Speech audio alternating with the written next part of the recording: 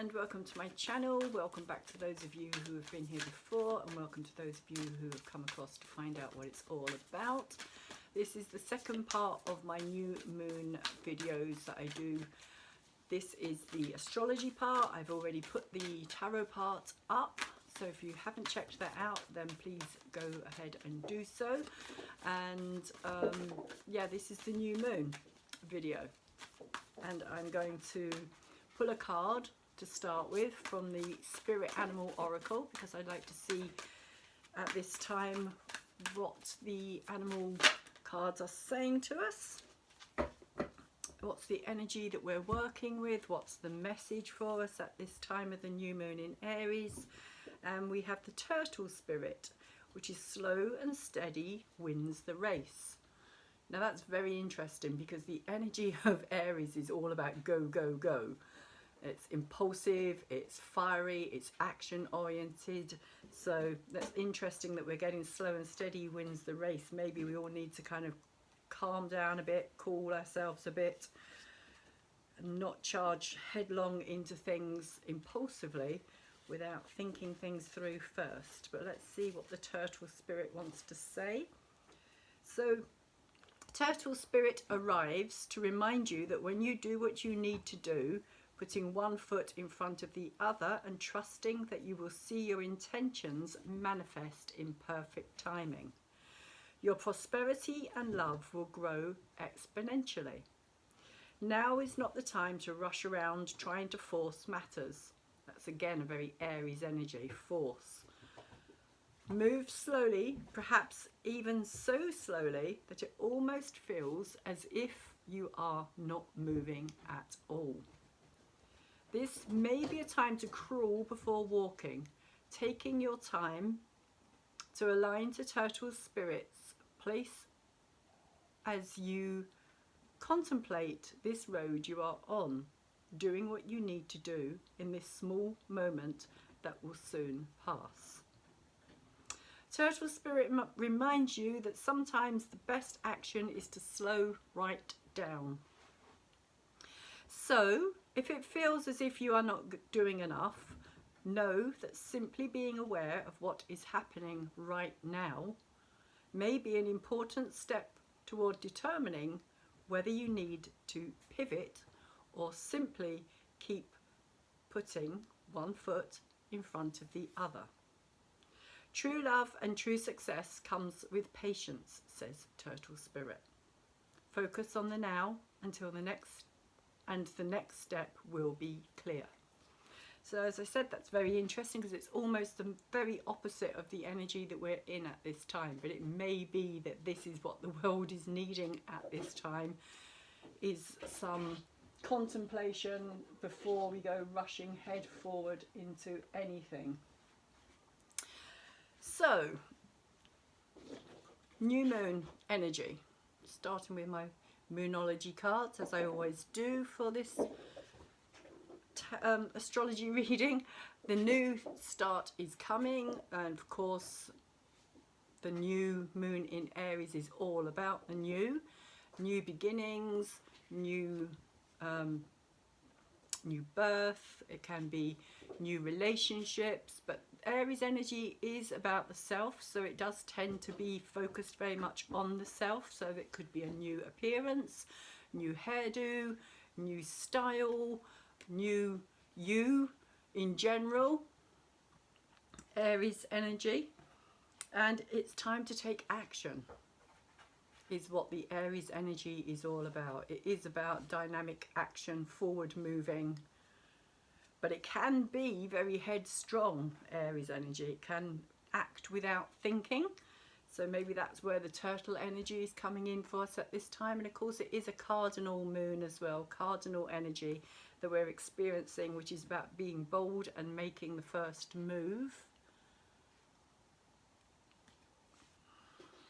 But again, maybe we need to think things through before we do anything at this time.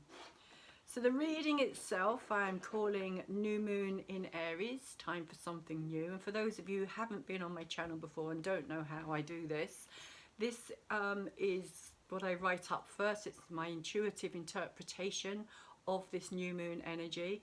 And I will actually say that this is actually happening after the new moon, because I am late in getting this out, various different reasons that I'm not going to go into, but the new moon energy will last right the way through until the full moon, which will be taking place on the 16th. So this still counts. So if you're watching this later, after the new moon energy itself, and it will be later, and I am sorry and I do apologize for that, but there was nothing that I could do about it, unfortunately. So the divine masculine sun energy conjuncts the divine feminine moon energy during the time of a new moon. And this is, I'm calling this new moon, for me, I'm calling it a time for something new, because I think it is time for something new. I think we're all feeling that it's time for something new, and all the planets are kind of calling that out to us as well. So this is the first new moon of the new astrological cycle, which is taking place in the fiery dynamic action oriented motivating sign of Aries, the ram. It is happening at 11 degrees 30 minutes on the 1st of April 2022 at 06:24 hours here in the UK, and on the last day of March 31st at 11:24 p.m. Pacific time in the first house of the self. The I am, identity, the ego, the sovereign personality, and our willpower. If you have any planets or points in this initiating cardinal sign from the 6 to 16 degrees area of your chart, you will be feeling this as a powerful urge to get motivated and start something new. Also, any of the other cardinal signs, which includes opposing Libra at 180 degrees, as well as the two 90-degree squares of Cancer and Capricorn, will be feeling the extremeness of this new moon. So check to see where these 11 degrees 30 minutes of Aries falls for you in regard to the house placement, as this will be where it will be experienced in your life. And if you don't know those placements, if you don't know what I'm talking about, there will be a free natal link in the description box down below for you to go and check that out for yourselves. It always helps, I personally believe, to have a bigger picture of what is taking place astrologically in your life. It helps to make sense of things that happen and who we are. It is a blueprint of who we are, our identity and our self. So for the collective, this is going to be occurring in the first house of the individual, the potential for the creation of something new, as well as our very important early years of development. So that's what the first house covers on a very limited basis there. But it is very much about the self. So this new moon is going to be a moon of momentum, of forward movement, pushing us into the new, with all the planets still in direct motion until the end of the month. We are being encouraged at this time to plant seeds with a view for new beginnings in our lives. And that could be literally like going out into the garden and planting seeds, or that is a metaphorical idea for planting seeds for the future. New beginnings. Once again, we have a stellium of planets, only this time we are experiencing them all in spontaneous, courageous and passionate Aries, helping us to kickstart and initiate these new beginnings are the moon, the collective emotions of the people, the sun, our inner self, our fire, our drive, Mercury, our mundane mind, how we learn, and our communication skills, conjunct at 9 degrees 44 on one side, and Chiron, our deeper woundings and the ability to heal those wounds once recognized, is also conjunct at 12 degrees 18 on the other side. So the sun and the moon are sandwiched in between Mercury on one side and Chiron on the other side. And also a bit further on in Aries, we find Eris, now at 24 degrees 11 minutes. She is not connecting to this new moon. However, her feisty, non-conformist energy is definitely helping to activate this Aries area of the sky. So that's another pushing forward, kind of activating change type energy in Aries at this time. But we also have another energy in this conjunction as well. So that makes 5 energies altogether actually in this new moon conjunction, which is a lot of energy all at once. And this is a trans-Neptunian object, or a TNO, which basically means it's out beyond Neptune. It orbits around that Neptune orbit, way past Neptune, and it's found in the Kuiper belt, and all objects that are found in the Kuiper belt are known as KBOs for short, Kuiper belt objects. And she is called Salasha, and this object was officially found in September 2004, although her presence can be traced back to 25th of July 1982. So they first spotted her in July 1982, but it took them until 2004 to actually officially say, yes, this is a Kuiper belt object. It is there. And interestingly, she was discovered and named while she was conjunct Neptune at 13 degrees 58 or 14 degrees. Neptune was just moving into 13 degrees, which is probably, so Neptune was just moving into 14 degrees, which is probably why they decided to name her Salasha, because she was found when she was conjunct Neptune. So she's named after the wife of Neptune. And Salasha has an orbit of roughly, and this is rough because wherever I looked to try and find this information, I was given different numbers. So we go from 173 to 174 to 75, 76 years. And we've also got like 52 days, 84 days, 98 days, or 170 days, so 178 days. So roughly somewhere between 173 and 176 years is her orbit, and then extra days added onto that, depending on who you look at and where you get your information from. So in myth, Salasha, whose name derives from the Latin for salt, was the divine feminine goddess aspect of the salt water of the ocean. She was a water nymph who mainly dwelt in the deepest, darkest parts of the ocean floor.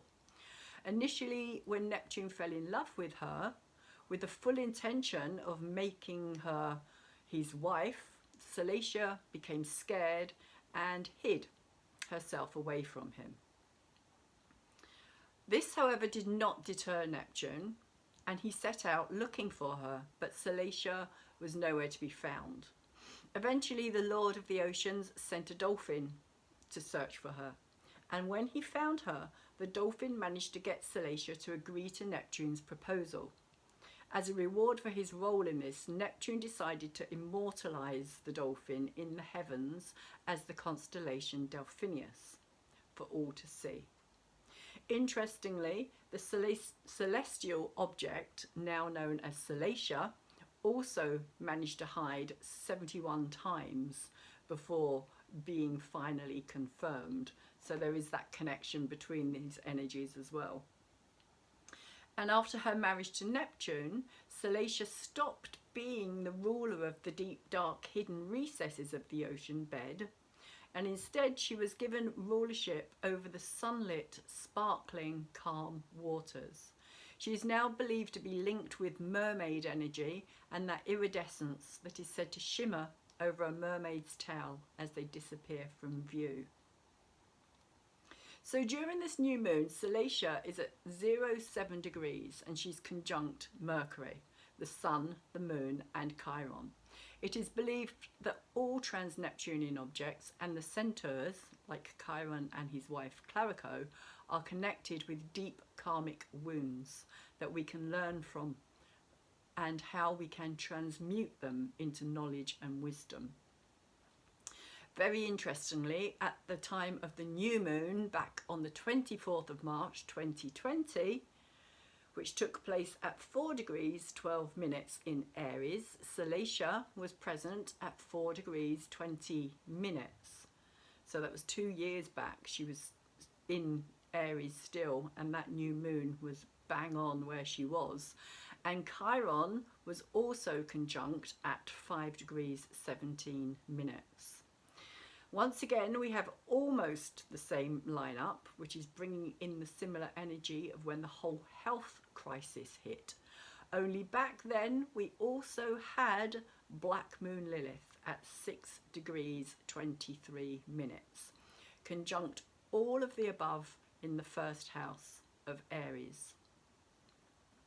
Also, interestingly, was the attitude of we need to go to war against this virus, which is very much an Aries first house, Mars ruled energy.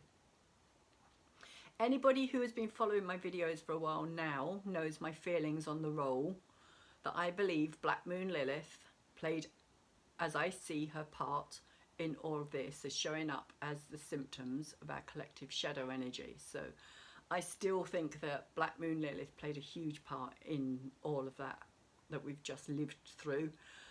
And I see she is a collective, I see her as the symptoms of our collective shadow energy, which needed to be dealt with. It was the way it came out. I also went back and looked at what happened when the whole Second World War kicked off, and she was also very much present at that time as well. So I also see it as that dark energy. It's like the dark energy that kind of engulfs in a large way, particularly when Neptune is involved, and Neptune was involved because she passed over Neptune back in 2019. So I have spoken about that before, so anybody who's interested, it is there in my videos.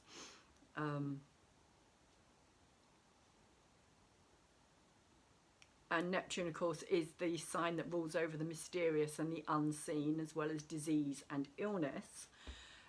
She then moved into Aries, and during that time, the whole thing became really rampant and affected everyone on an individual level, which is that individual Aries energy again. The rest is history.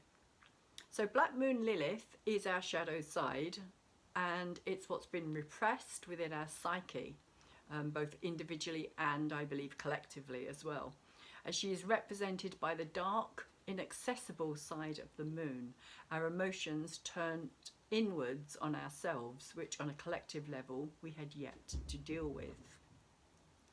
So Black Moon Lilith is now at 28 degrees 28 minutes of Gemini, and at the time of this new moon on the 1st of April, she's still connecting with, in an ongoing square with Neptune.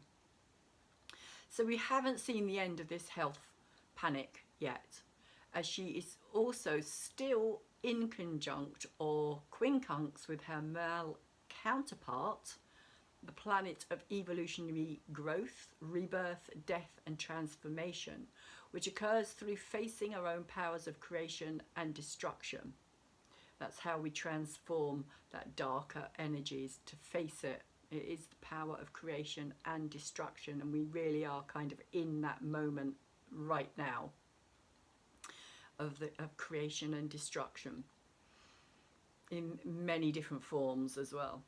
So with this particular aspect at this time, both planets are not willing to acknowledge each other's characteristics, as they are coming from completely different places. So that's Black Moon Lilith in Gemini and Pluto in Capricorn.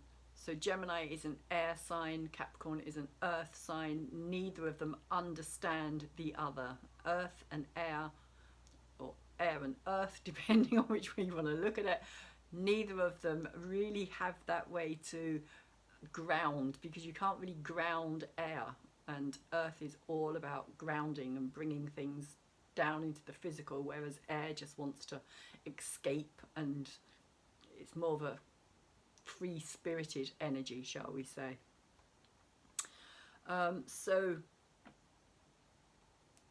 they are completely, totally disconnected, and this could show up itself as it's to do with Black Moon Lilith and Pluto, but it could show up as misuse of lustful desire for power, purely for power's sake, making us feel awkward and uncomfortable and unable to integrate and make sense of what we are experiencing and feeling. The energy from Salasha is helping to bring things that have been hidden down in the depths up to the surface and into the light. What is fascinating is that in myth, Lilith turned from the light to become a creature of the darkness, while Salasha came out of the darkness to become a creature of the light. Both of these aspects of human nature are being strongly emphasized at this time. So Black Moon Lilith is also making 3 trines. 2 are with Venus, our value system, what feels good for us, and Mars, our courage and strength from within. Both of these are personal planets, meaning we will personally benefit from being able to stand strong in the face of what we are being confronted with when it comes to our own shadow nature, as well as that of people we may not have been so willing to accept could possibly be so mentally disturbed and deranged. So basically what I'm trying to say there is that we may be faced with people that we have kind of put on pedestals, for instance, people that we thought were something more than what they actually are. We may start seeing another side of their personality, their shadow side coming out into the light, so that it's on view for everybody to see, and it may cause some shock and some kind of disbelief and uncomfortableness within ourselves as well, for actually believing in these people. And so the last trine here is also with traditional time-served Saturn, who is also wanting us to face up to our responsibilities. He governs all things to do with the establishment, all things legal, courts, and the rules they create. And in Aquarius, Saturn is reminding us that it is the government chosen by the people who serve the people. And this harmonious, easy flowing trine with Black Moon Lilith is helping to make us aware of the dark, hidden, deceptive, sinister side of all of this. Another strongly emphasized energy is that of Chiron, the master healer of all woundings from our past history, whether they are ancestrally linked or from our own previous lifetime experiences, which is why Chiron in Aries is helping us to heal that wounded masculine energy, which has long been abused and used by those in positions of power. Think armies, police, intimidation.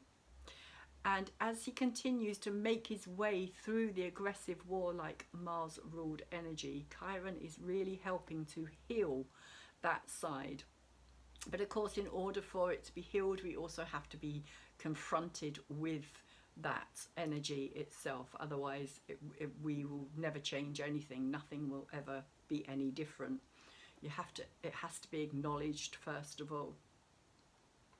So Chiron is also helping us to heal that deep conditioning that is laid down within us without our even being aware of it on an energetic level.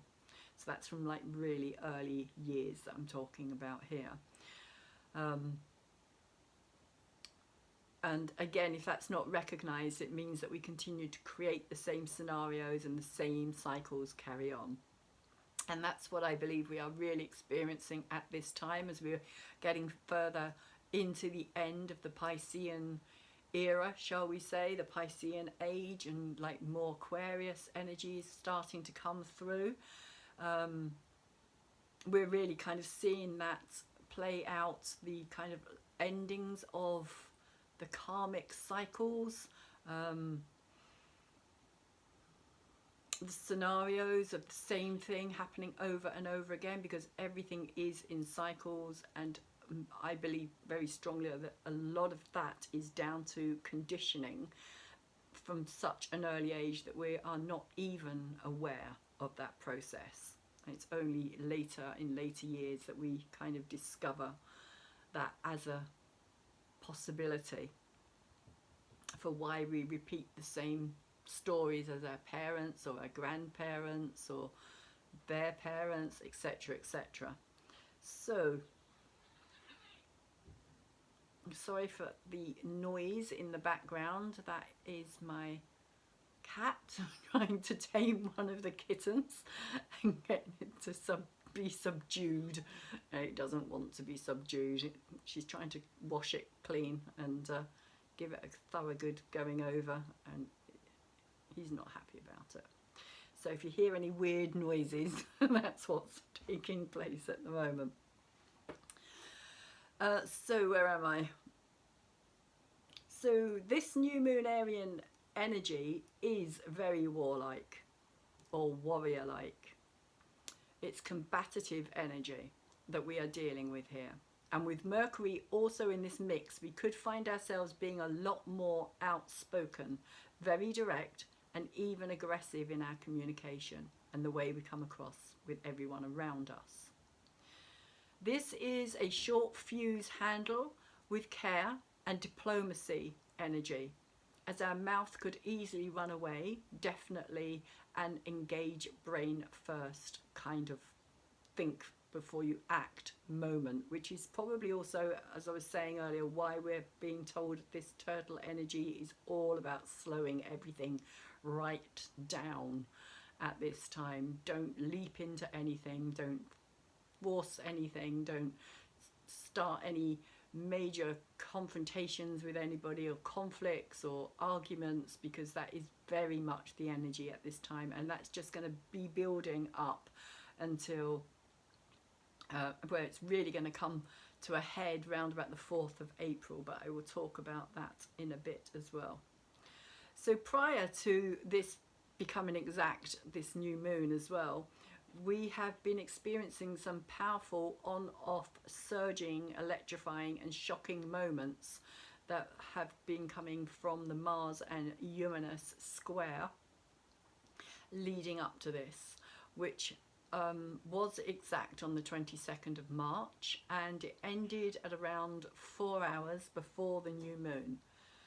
So Mars and Uranus together, surging, powerful energy, can be very creative, can be very challenging, very changing, like sudden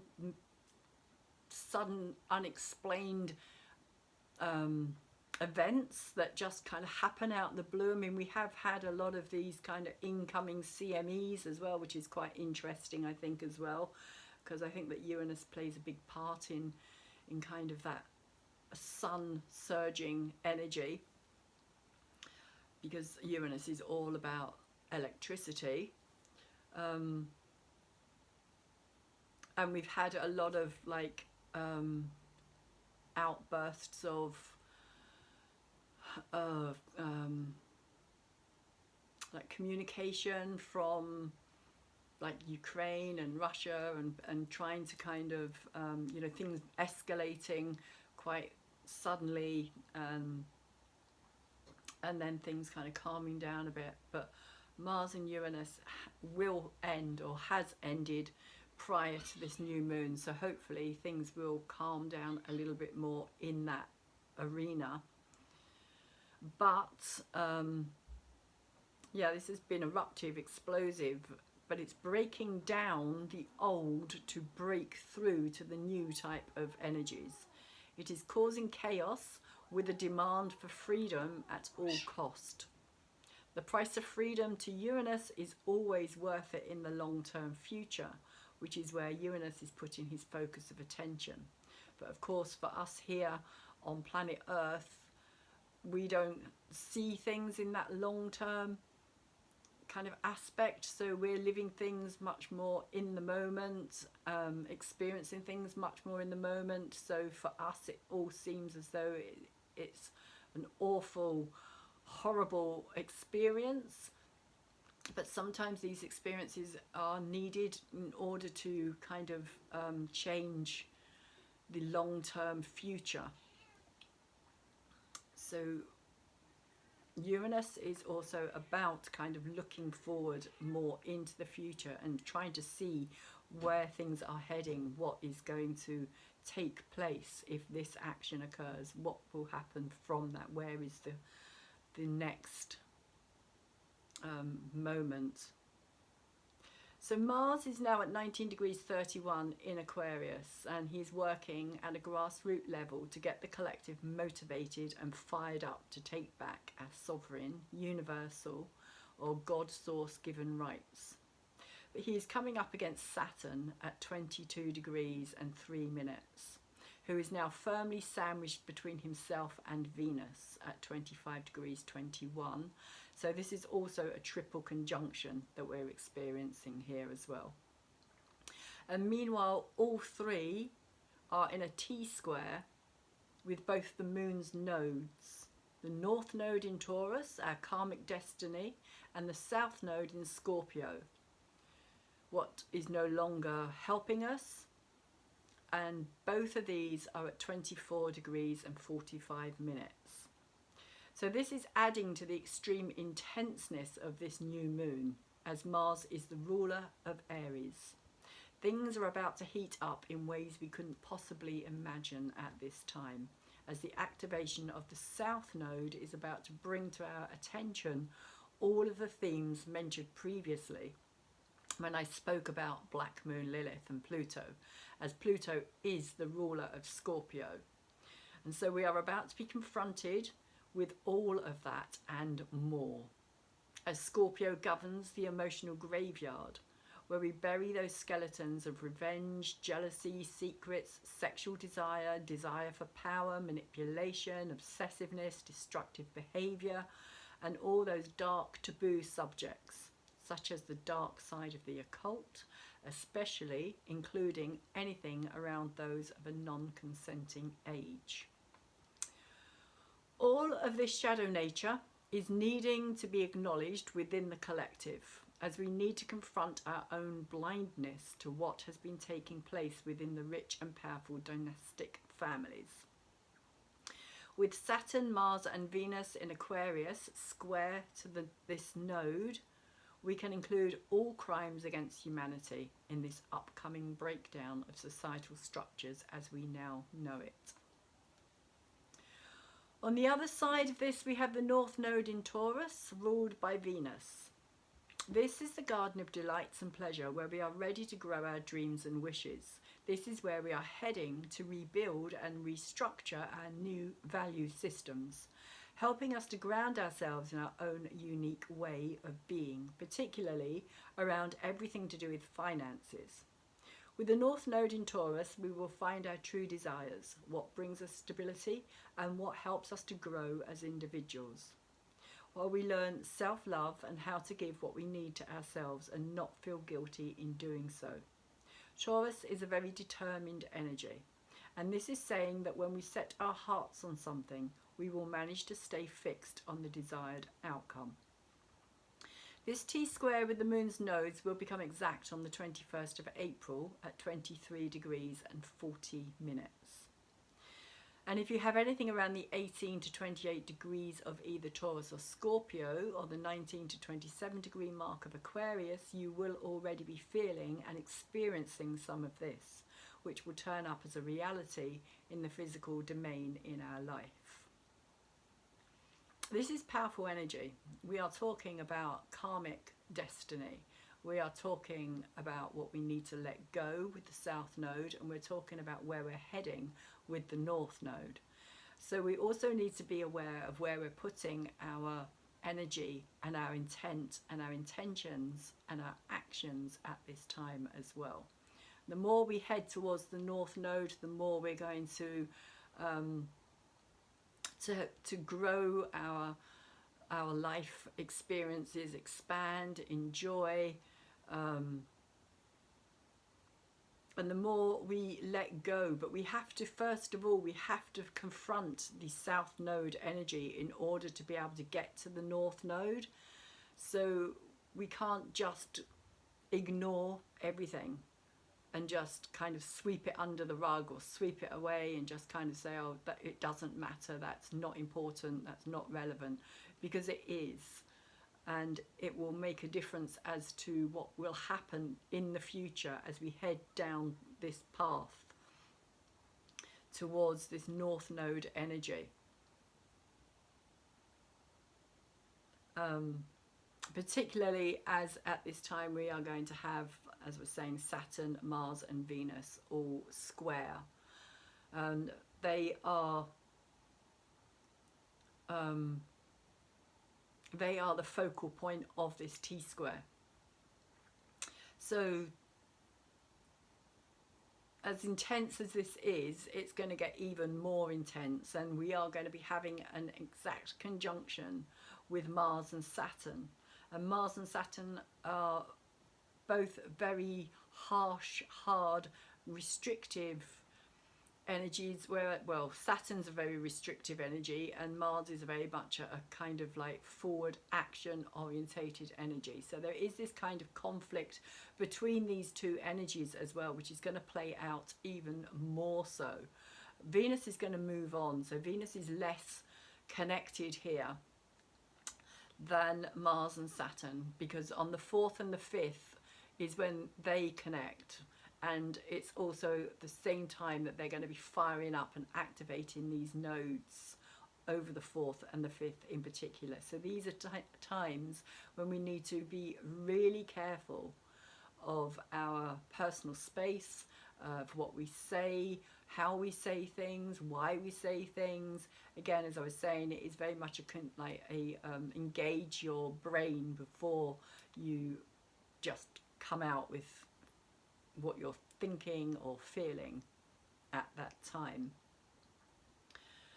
because these it's really going to fire up and activate these nodes, and for some it could bring up a lot of fear, and fear is not a good place to take action from. So this is an energy of karmic retribution that is playing out in our lives, or as my dad would say, the chickens are coming home to roost. An expression that never made any sense to me, as I never understood how chickens coming home and then roosting could be a bad thing. But apparently it means that our bad words and our bad actions come back to haunt the perpetrator. And with the karmic lord Saturn square the nodes of fate and destiny, this is the time we are going to be living out that expression, both individually and collectively. So we need to be really careful, as I was saying, about actions, and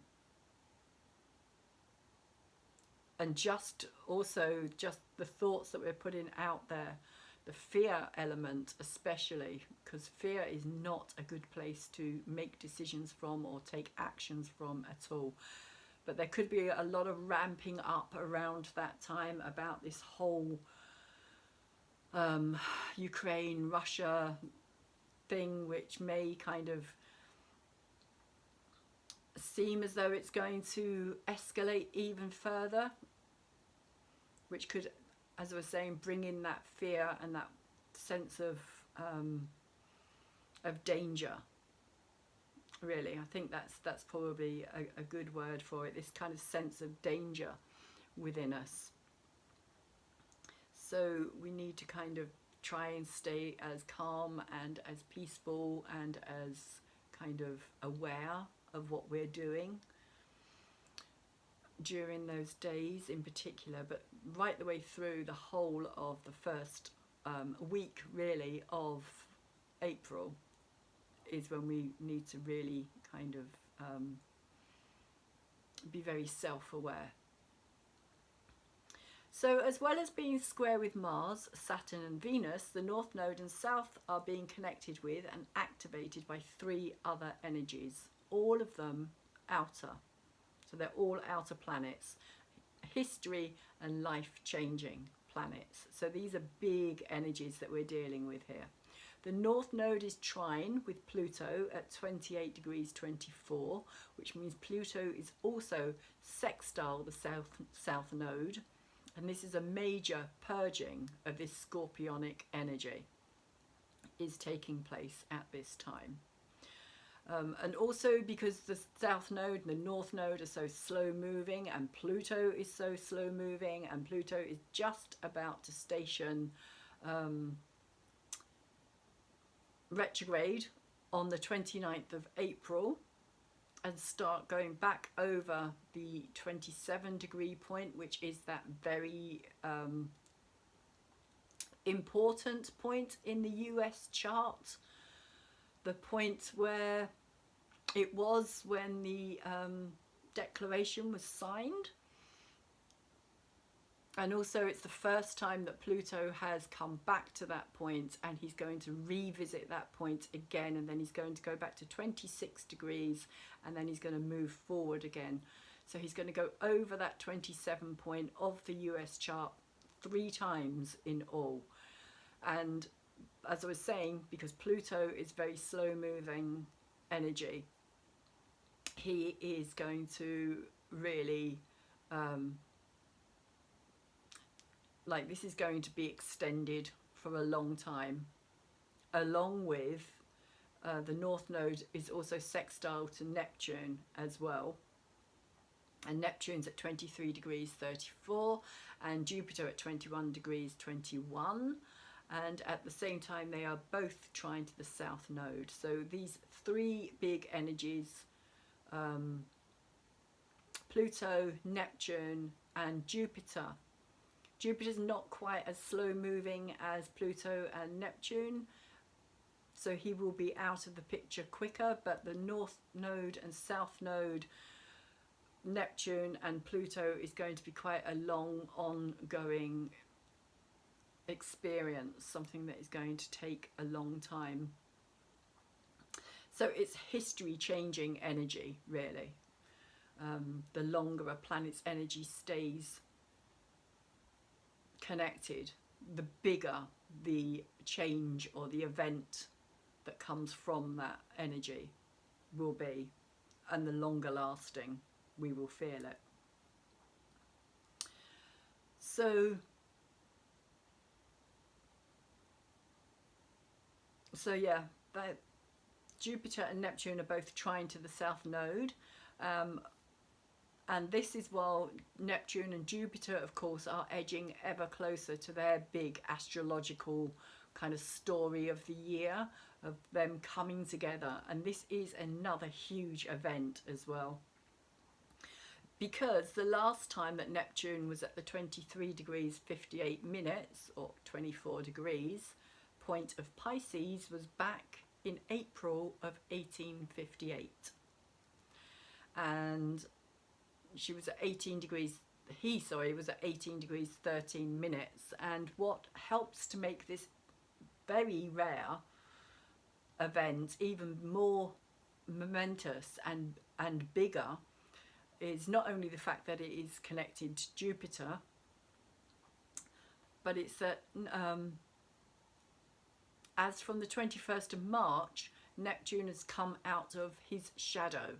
So he's now in completely new territory. He hasn't been here for the last 166 years. So that's a big deal. That's a really big deal. And this is why these planets make life-changing historical changing events. And interestingly, the last time that Neptune and Jupiter came together was 2 years previous to that. So that was back in 1956, in March of 1956. And during which time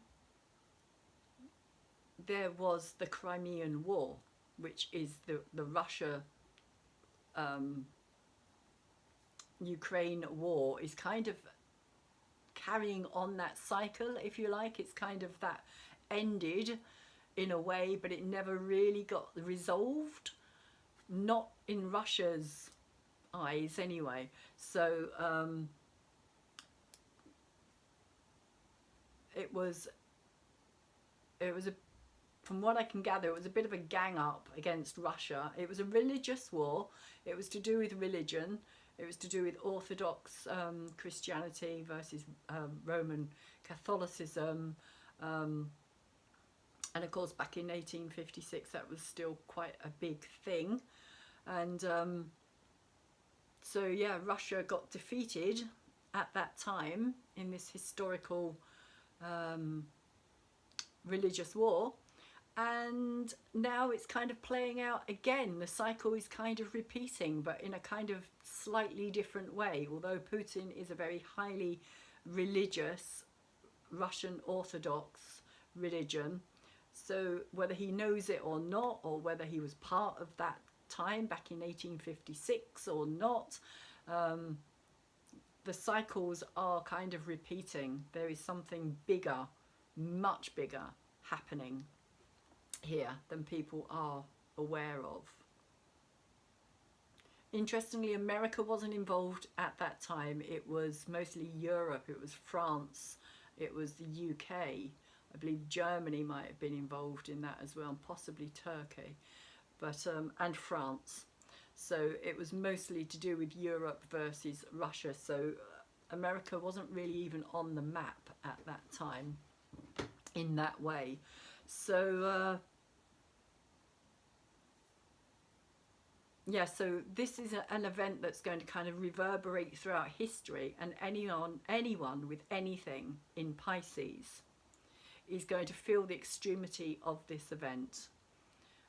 Also, anyone with anything at 23 degrees of any of the signs are going to kind of see that story play out, and they'll experience it in their life from the 9th, the 10th, 11th and 12th of April. The 12th is when it's going to be conjunct exact, and it's going to be at its most profound at that time as well. And what that means individually depends on the zodiac sign and the house placement of where any of the other natal planetary connections are being made at the time as well.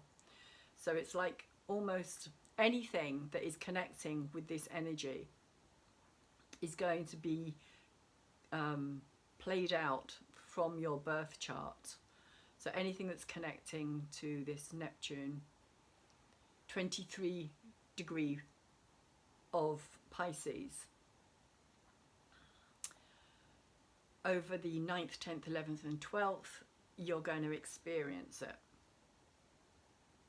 in a big way, in a really big way. And that will depend, as I was saying, on the house placement of where that 23 degrees falls for you. Of Pisces falls in which house. Again, if you don't know which house that will be, there is a free link in the description box down below for you to go and check that out for yourselves. So Neptune is the planet of mystery, dreams, creativity, art, intuition, the unknown, the deep subconscious. It is the higher octave of Venus, of unconditional love. The true Christ consciousness, and I say that as in it's not the religious idea of Christ consciousness. This is the true higher vibratory, finer octave of pure love energy of the Christ consciousness. Neptune is also about spirituality, mysticism, the occult or hidden knowledge.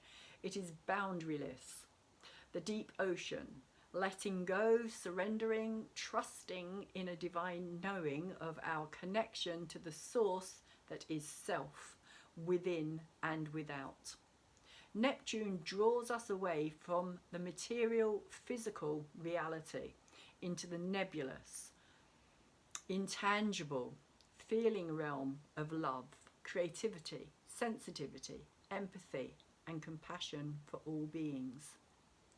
However, the lower vibrational traits of Neptune are feeling like and playing the role of the victim. Escapism, alcoholism, addictions, deception, illusion, paranoia, naivety, trusting in others and not the self, yearning to find a saviour in the outside world instead of internally. We can also include self-loathing, self-sabotage and depression under the banner of Neptune's domain. Any and all of these traits, both the higher and lower vibrations, are going to be intensified as Jupiter will be expanding all of this Neptunian and 12th house energy. Jupiter is looking to break free of boundaries, to explore beyond the known. He is the seeker of deeper truth. By moving us out of our comfort zone, Jupiter is our beliefs, he's inspiration, and he's always aspiring towards freedom, and he pushes us forwards to achieve our goals. The lower vibrational traits of Jupiter are becoming dogmatic and stuck in what we view as our personal truths, not allowing ourselves to grow beyond our conditioned belief system.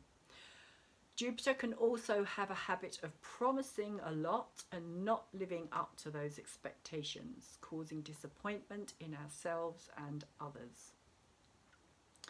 Whereas the Jupiter-Saturn conjunction that we had back in December of 2020 was all about restrictions, blockages, responsibilities, hardships, commitments, extreme lockdowns, hard lessons, frugality, less excess, less enjoyment in general. Think of this Neptune-Jupiter conjunction, which is exact on the 12th of April, but will be felt increasingly stronger as we get closer, as an antidote to everything we have experienced in the previous 2 years. Neptune is dreams and creativity. Jupiter is expansion and wishes. Put them together and we have the perfect combination for hoping, praying, wishing, dreaming, and creating something big, positive, and blessed in all our lives. So the Sabian symbol for the 11-degree mark of Aries is the President of the Republic or the ruler of one's country. And this symbol shows that it's time to take charge, to expand your base of operations, and to show that you have the integrity and the necessary energy to get things done. It's also about bringing a sense of order and discipline into your life, physically, spiritually, or emotionally. Find your sense of inner power and make it work for you, and don't let others lord it over you. Be in control of your own destiny and individuality. Show that you can be given a position of responsibility and get things done. Developing willpower, receiving recognition, discipline of thoughts, emotions and actions. Being in charge of your own life, the democratic process. Being voted in, being head honcho. So those are the more positive aspects of that Sabian symbol, and then the more negative aspects are taking control, lording it over everyone, being overbearing, egotistical and self-centered, undermining others through a lack of awareness or self-confidence. They kind of fit in with the node energy somehow, it appears as well. So that is the astrological outlook for this new moon in Aries. And I'm just going to pull very quickly a Keepers of the Light card to see what we get to finish off the reading with. So for the new moon in Aries, keepers of the light cards. What is the message for the new moon in Aries for the collective at this time of this new moon?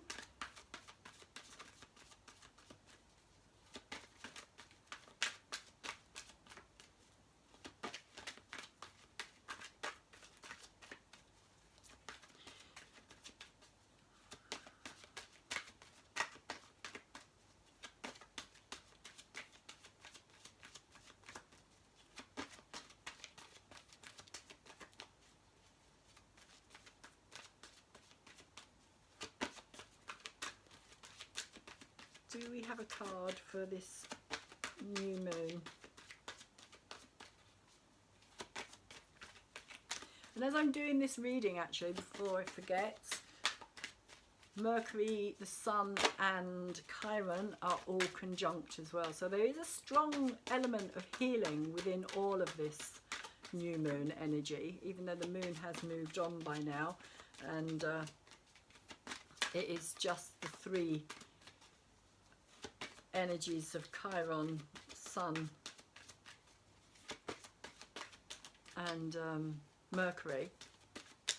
So there could be some, over this period of time, there could be some diplomacy, yes, some healing around the kind of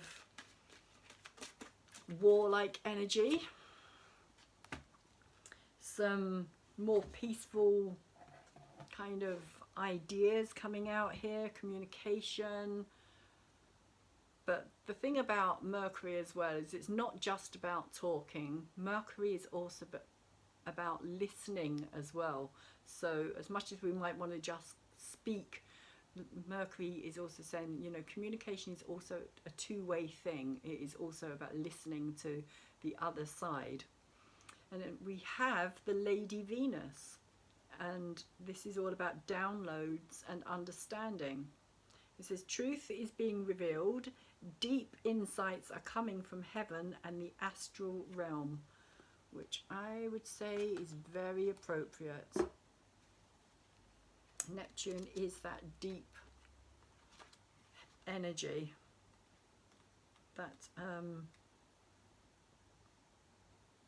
spiritual,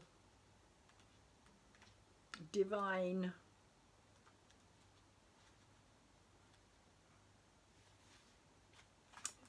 of course it's also the higher octave of Venus as well. So let's see what the Lady Venus is saying. Lady Venus is the twin flame of Saint Kumara and is said to reside on the astral earth, sorry, on the astral realm. I'm going to take my glasses off because I find it much easier to read without them. Surrounding the planet Venus. So she's said to reside on the astral realm surrounding the planet Venus. The light beings of Venus, known as Venusians, are now coming to light workers on Earth to help them with their connections, understanding and capacity to share divine love. Lady Venus is a wonderful keeper of the light to call on when you are trying to forge a connection with the heavens or finding it difficult to understand the signs, symbols and guidance that are being sent to you, physically or through meditation. She also allows us to connect with or focus on particular energies so we can understand them more. If you are studying a spiritual subject at this time, call on Lady Venus to help you. So that's interesting because that is very much what's going to be expanded, I believe, at this time, is the spiritual aspect of who we are, of our belief systems. It's all like going to get an upgrade, is how I feel about this Neptune Jupiter connection. Whether this is going to be like the end of religion as we know it in a way, and more an expansion of it all coming from the same source, and that source is love. Basically, if you break it all down, all religions come from the same place, and I know that everybody doesn't want to hear that or acknowledge that, And that's what's caused a lot of the problems on our planet for the last God knows how many millennia and centuries, all over the idea of religion and other people's ideas of religion. So until we kind of get to a place of realizing that it is all coming from the same source, and that source is the source of love, expressed in various different forms through various different cultures, then we are still going to carry on fighting over the same things. So Venus, the Lady Venus, is a good one to call on during this Neptune Jupiter conjunction.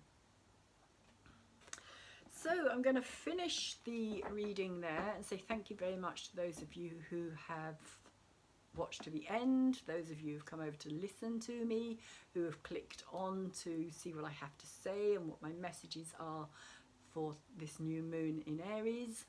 Thank you very much. I do appreciate you being here.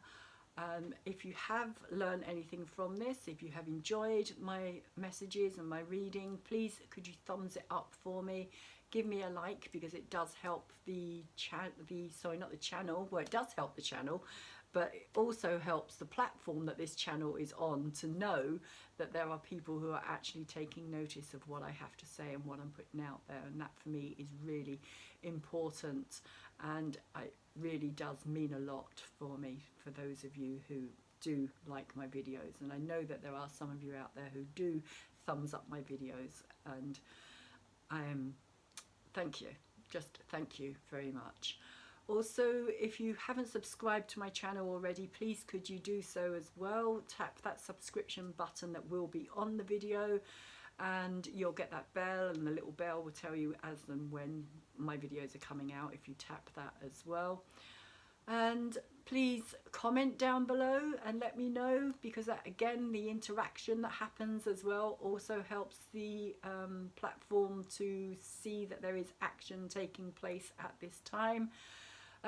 Also share, please, feel free to share my videos, because the more the message gets out there of what's taking place at this time, the better it will be for understanding of what is yet to come.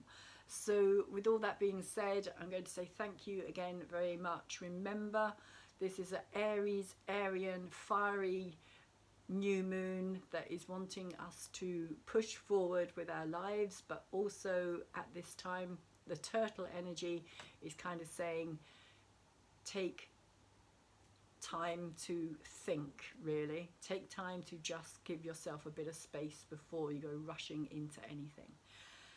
And I hope you have had a fabulous new moon. I would say have, but I know that this new moon has already passed, so I'm going to say I hope you had a fabulous new moon, and set your intentions for something new to begin in your life. And take really good care of yourselves, and hopefully I will see you all again soon.